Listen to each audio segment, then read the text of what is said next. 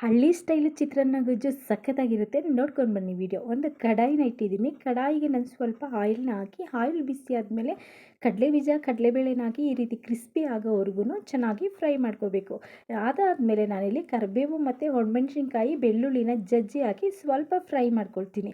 ಅದು ಫ್ರೈ ಆದಮೇಲೆ ನಾನಿಲ್ಲಿ 3 ಗೆಡ್ಡೆ ಈರುಳ್ಳಿನ ಉದ್ದುದ್ದಕ್ಕೆ ಕಟ್ ಮಾಡಿಟ್ಕೊಂಡು ಅದನ್ನು ಕೂಡ ಹಾಕ್ಕೊಂಡು ಸ್ವಲ್ಪ ಉಪ್ಪು, ಅರಿಶಿನ ಪುಡಿನ ಹಾಕಿ ಈರುಳ್ಳಿನ ಅರ್ಧ ಭಾಗ ಬೇಯಲಿಕ್ಕೆ ಅಂತ ಬಿಡ್ತೀನಿ. ಅರ್ಧ ಭಾಗ ಬೆಂದಿದೆ. ಅದಕ್ಕೆ ನಾನು ಒಂದು ಮೀಡಿಯಮ್ ಸೈಜು ಟೊಮೊಟೊನ ಕಟ್ ಮಾಡಿ ಇಟ್ಕೊಂಡು ಫುಲ್ಲು ಸಾಫ್ಟ್ ಆಗೋವರೆಗೂ ಬೇಯಿಸ್ಕೊತೀನಿ. ಇವಾಗ ಫುಲ್ಲು ಸಾಫ್ಟಾಗಿ ಬೆಂದಿದೆ. ಅದಕ್ಕೆ ನಾನಿಲ್ಲಿ ಹುಣಸೆ ಹುಳಿ ರಸನ ಹಾಕ್ಕೊಳ್ತಾ ಇದ್ದೀನಿ. ತೆಂಗಿನಕಾಯಿ ಮತ್ತು ಕೊತ್ತಂಬರಿ ಸೊಪ್ಪು, ಚಿತ್ರಾನ್ನ ಪೌಡರ್, ಅದು ಮನೆಯಲ್ಲೇ ಮಾಡಿರೋ ಪೌಡರು, ಅದನ್ನು ಕೂಡ ನಾನು ಇದಕ್ಕೆ ಸೇರಿಸ್ಕೊಂಡು ಚೆನ್ನಾಗಿ ಒಂದ್ಸಲ ಎಲ್ಲನೂ ಮಿಕ್ಸ್ ಮಾಡಿಕೊಂಡು ಬೇಯಲಿಕ್ಕೆ ಅಂತ ಬಿಡ್ತೀನಿ. ಇವಾಗ ಚಿತ್ರಾನ್ನ ಗೊಜ್ಜು ತುಂಬ ಚೆನ್ನಾಗಿ ಬೆಂದಿದೆ. ನೋಡ್ಬೋದು ಎಷ್ಟು ಕಲರ್ಫುಲ್ ಆಗಿದೆ ಅಂತ. ಇದನ್ನು ನೀವು 1 ವಾರ ಅಲ್ಲ 10 ದಿನ ಇಟ್ಟು ಕೂಡ ತಿನ್ಬೋದು. ಅಷ್ಟು ಟೇಸ್ಟಿಯಾಗಿರುತ್ತೆ.